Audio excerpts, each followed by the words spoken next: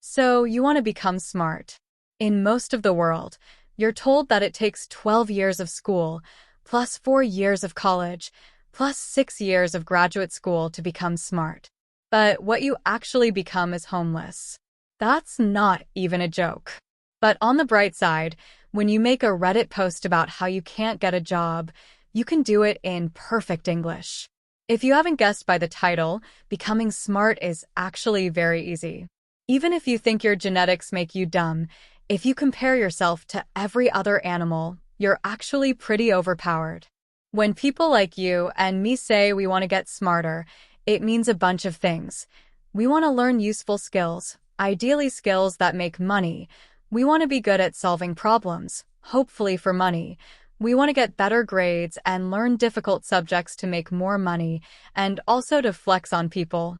And lastly, we want to sound smart in conversation just enough so people respect you, but not too much to the point where people think you're a nerd.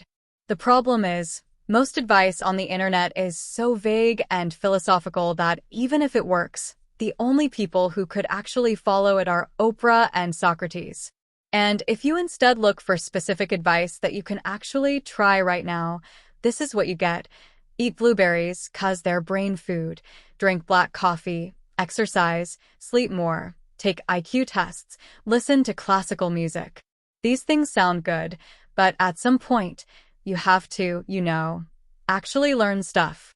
Besides, even in the past, there have been some geniuses who have spent the whole day sitting at a desk, getting 2 to 4 hours of sleep a day. So, what can you actually do to get smarter that's not just the same 6 brain hacks from a Facebook post copied and pasted from a WikiHow article inspired by a quote spray painted on a New York subway wall? The main thing you need to do is read. What kind of reading? It depends. Fiction is good for learning to read faster, and it gives you a better vocabulary. Also, if you read a lot of dialogue, it makes you feel like you have friends. But most people go straight for nonfiction, which indeed is the key to being able to casually drop interesting knowledge in conversations. For example, just by reading this book, you can come off to anyone in conversation as someone who knows history. The key is to not be obnoxious about it. Crazy how we evolved from chimpanzees, right? Well, actually, evolution is nonlinear and several human-like species inhabited Earth simultaneously, none of which could even be remotely considered as chimpanzees. How we evolved from chimpanzees, right? It is crazy, right? I was reading the other day and apparently humans and chimpanzees. I always thought we evolved from them, but I guess we just evolved side by side. You can be smart while also being humble and also sounding like you touch grass. The key is to teach people what you know without making them sound dumb. This way, people will actually learn from you, which will make them see you as smart and respectable. Now, how do you find these books? It's actually really easy. You don't have to read the same 5 books everyone tells you to read. Just think of a topic you want to learn about, like cleaning. Now, Google books about cleaning. Here's one that looks good.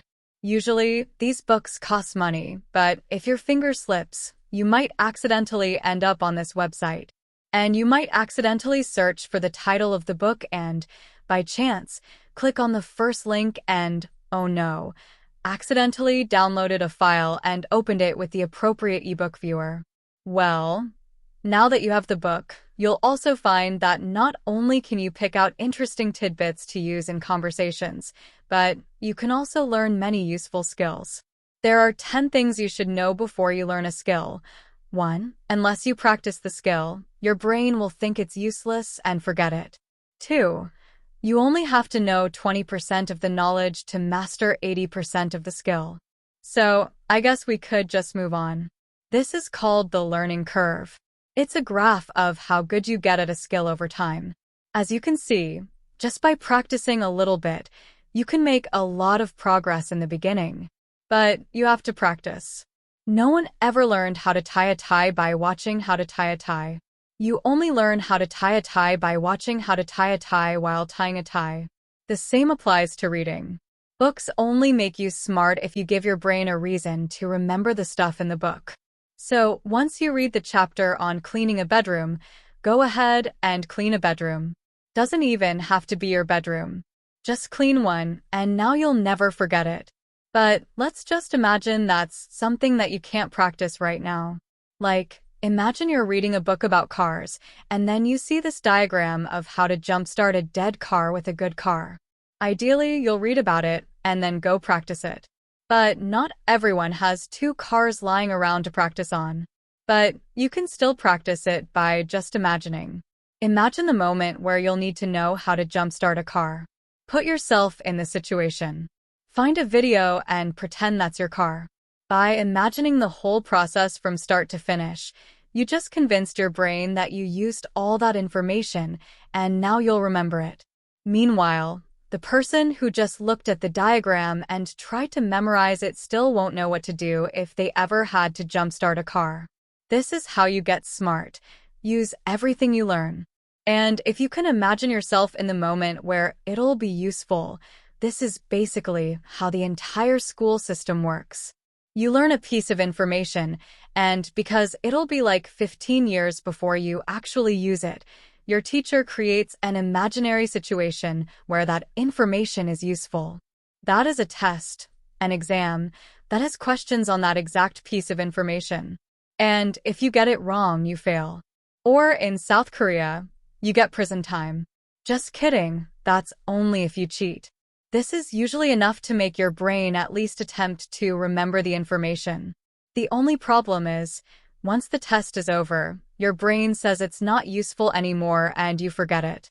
Some people think repetition or spaced repetition or studying in intervals or mind mapping will help them get better grades and learn faster. But in reality, doing practice questions will give you the most results because they simulate the actual situation in which you'll need to use what you learned. If you don't have any practice questions, make your own and convince yourself that the stakes are high. Like, pretend that you're hanging off a cliff by one arm and someone's there to pull you up, but only if you can name all the parts of a human cell.